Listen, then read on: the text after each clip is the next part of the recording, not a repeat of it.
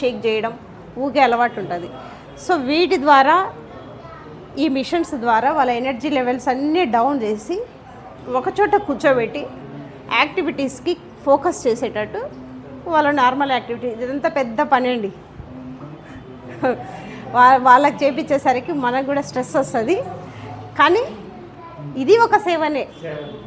ఇలాంటి తల్లిదండ్రులు, ఇలాంటి పిల్లలున్న తల్లిదండ్రులు వాళ్ళ పనులు ఇచ్చిపెట్టి మరీ వాళ్ళ కోసమే ఇంట్లో ఒకరు కాపలా ఉంటారు.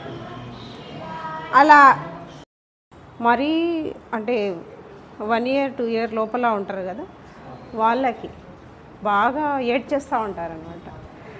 వాళ్ళని మన థెరపీకి మౌల్డ్ అయ్యే విధంగా కొన్ని యాక్టివిటీస్ చేపిస్తుంటాం. అంటే వాళ్ళ ఎంటర్టైన్మెంట్ అనమాట ఆ బాల్ పూల్ అనేది.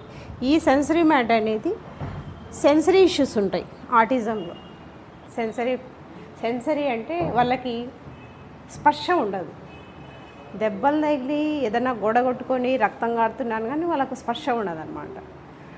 తర్వాత వాళ్ళకు సెల్ఫ్గా హార్మ్ చేసుకుంటుంటారు. అంటే ఏదైనా కోపం అయితే, ఎవరైనా అర్చినా, లేకుంటే వాళ్ళు ఒక ఫుడ్ నచ్చకపోయినా, డ్రెస్ నచ్చకపోయినా ఎవరిని ఏమన్నారు, వాళ్ళకై వాళ్ళు కోరుకోవడం, కొట్టుకోవడం ఇవన్నీ చేస్తూ ఉంటారు. అట్లాంటి పిల్లలను, హైపర్ యాక్టివిటీ ఉన్న పిల్లల్ని ఈ సెన్సరీ బాల్ ద్వారా వాళ్ళని కంట్రోల్ చేస్తాం అన్నమాట.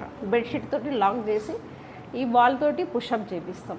తర్వాత ఈ వైబ్రేటర్ ఉంది కదా, ఈ ఉన్న పిల్లలు ఎక్కువ ఏం చేస్తారంటే ఈ చెయ్యి ఇట్లా ఆడిస్తూనే ఉంటారు. ఇట్లా ఆడించడము, ఇట్లా హెడ్ రొటేషన్ చేయడము.